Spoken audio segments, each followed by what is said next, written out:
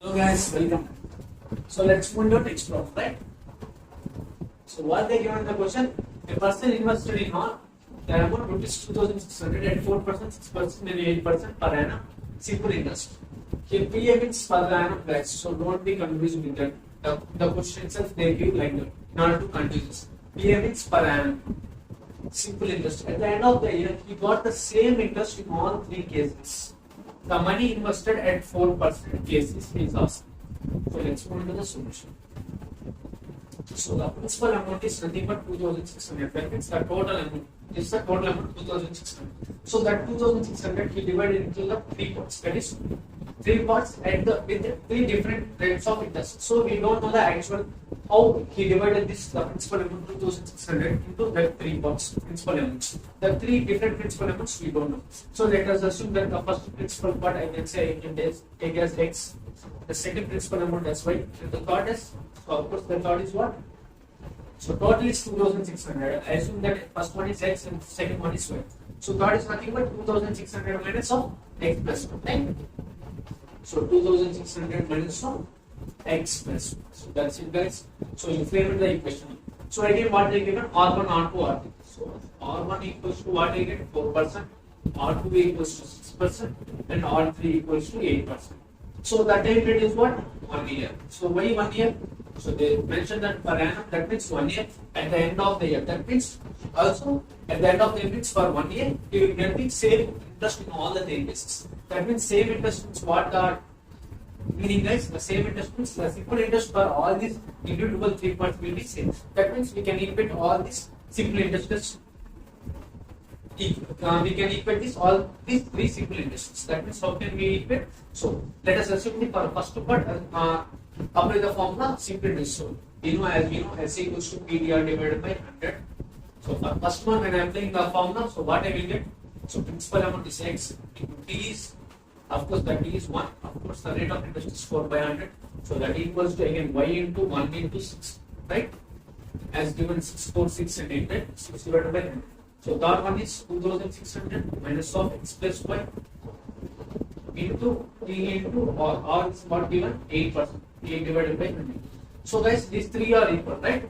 So these three are equal. Means how can we do? So we can equate these two or equate these two, right? Or more than two are equal. So we can assume that all these three are equal to some other constant, let's say k. By using this, we can solve, or directly also we can solve, right? So anyways, we can do this. That's not the matter, right? We will get the same answer. So in that you don't have any doubt, right? So let's look into this.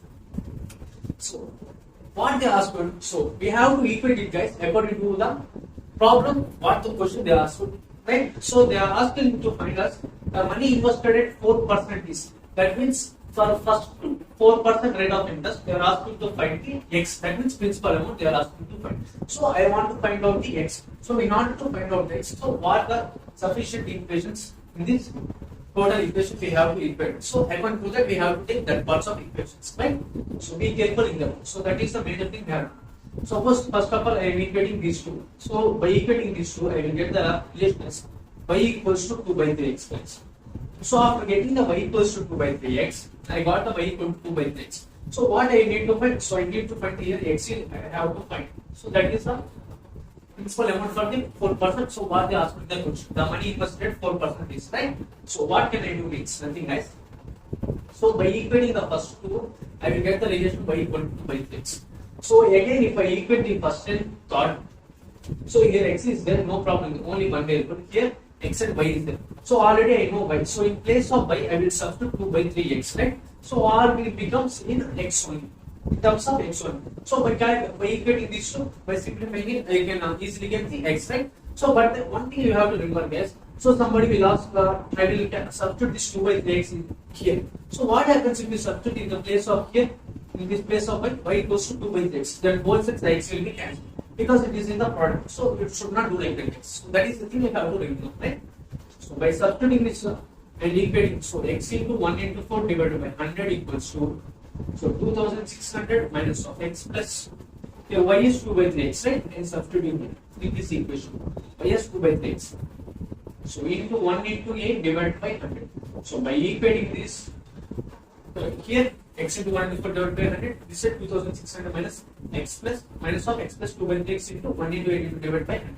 So by equating this equation and simplifying, I will get the x answer guys. So the x is nothing but what I will get is 1200. So that is at the rate of interest. That means inverse period 4% rate of interest.